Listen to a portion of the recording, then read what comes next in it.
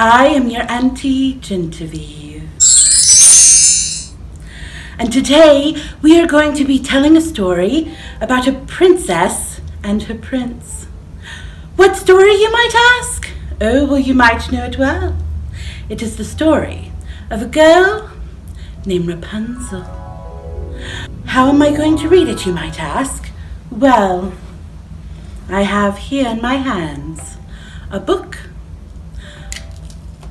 of wonders.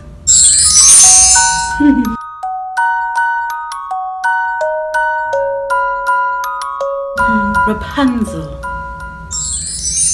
a Grimm's fairy tale. There once lived a man and a woman who always wished for a child, but could not have one. These people had a little window at the back of their house, from which a splendid garden could be seen. Ooh, do you have a garden?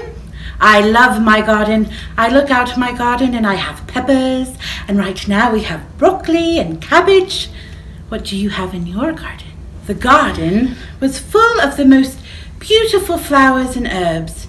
It was, however, surrounded by a high wall, and no one dared to go into it because it belonged to an old witch who had great powers and was feared by all the world.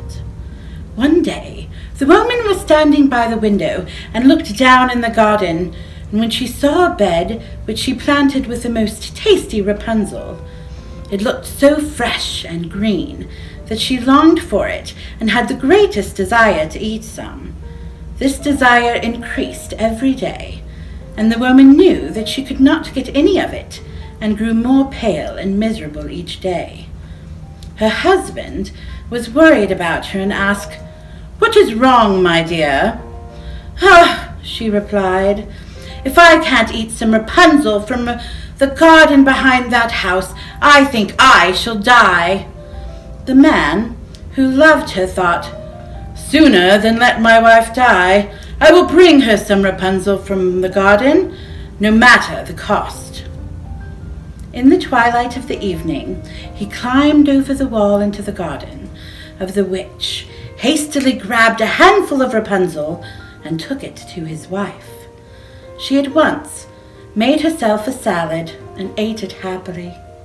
She, however, liked it so much, so very much, that the next day she longed for it 3 times as much as before. It was to have any rest, her husband must once more descend into the garden. In the gloom of the evening, he set out again, but when he climbed over the wall, he was terribly afraid, for he saw the witch standing right before him.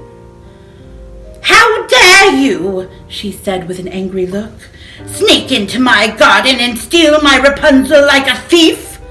You shall suffer for this." The frightened husband answered, "Please have mercy. I have to have the Rapunzel. My wife saw it from the window and felt such a longing for it, and she would die if she had not eaten some." Then the witch allowed her anger to be softened, and she said to him, "If this is true, I will allow you to take as much as you like. Only you have one condition. You must give me the baby daughter of your wife and bring it into the world. She shall be well treated, and I will care for her like a mother." The man, in his fear, consented, and when the baby was born, the witch appeared at once. They gave the child a name, Rapunzel, and took the baby away. Rapunzel grew into the most beautiful child beneath the sun. When she was 12 years old, the witch shut her up in a tower which lay in a forest. The tower had no stairs or doors, but only a little window at the very top. When the witch wanted to go in, she stood beneath the window and cried, "Rapunzel, Rapunzel, let down your hair." Rapunzel had magnificent long hair, fine as spun gold. And when she heard the voice of the witch, she wound her braids, and off the hook of the window fell down the side of the tower, and the witch climbed up it. After a year or 2, it came to pass that a prince rode through the forest and went by the tower. he heard a song which was so lovely that he stood and still listened. Can you hear the song? I sure can. That was Rapunzel, who in her loneliness passed her time by singing. The prince wanted to climb up to her and look for the doors of the tower, but none was found. So he rode home, but the singing had so deeply touched his heart that every day he went out into the forest to listen to it. Once, when he was standing behind a tree listening to Rapunzel's song, he saw the witch come and heard how she cried, "Rapunzel, Rapunzel, let down your hair." Then Rapunzel let down the braids of her hair, and the witch climbed up. "Well, if that is the ladder by which one mounts, I will forever try my fortune," thought the prince. And the next day, when it began to grow dark, he went to the tower and cried, "Rapunzel, Rapunzel, let down your hair." Immediately, the hair fell from the prince, and the prince climbed up. At first, Rapunzel was terribly frightened when a man such as her eyes had never seen before came to her. But the prince began to talk to her quite like a friend, and told her that his heart had been so stirred by her singing that he'd have to have it to rest. Then Rapunzel lost her fear, and when he asked her if she could take him for a husband, and she said yes, and laid her hands on his. She said, "I will willingly go away with you, but I do not know how to get down. Bring a bit of silk with you every time you come, and I will weave a ladder with it. When that is ready, I will climb down and we shall escape together." The witch knew nothing of this, until once Rapunzel said, "Oh my, you are much heavier when you climb than the young prince." "You wicked child!" cried the witch. "What did I hear thee say? You have deceived me."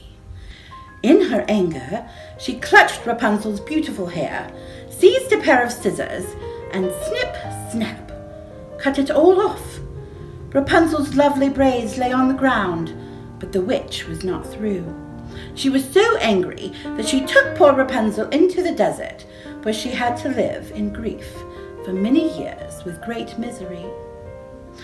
The witch rushed back to the tower and fastened the braids of hair, which she had cut off, to the hook of the window, and when the prince cried, "Rapunzel, Rapunzel, let down your hair," she laid the hair down, and the prince climbed through the window, but he did not find his dear Rapunzel, but the witch, who gazed at him with a wicked and venomous look.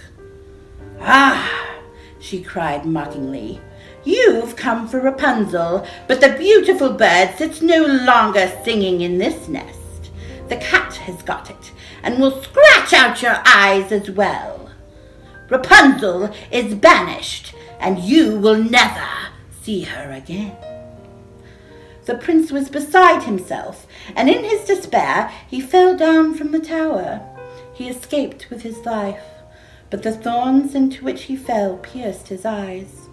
Then he wandered quite blind around the forest, ate nothing but roots and berries, and had nothing but weep. All was lost, and so was his dear Rapunzel. In this way the prince roamed in misery for some months, and at length came to the desert, where the witch had banished Rapunzel. He heard a voice singing, and it seemed so familiar to him that he went towards it. When he approached, Rapunzel knew him and fell into his arms weeping. 2 tears fell from her eyes, and all of a sudden the prince could see again.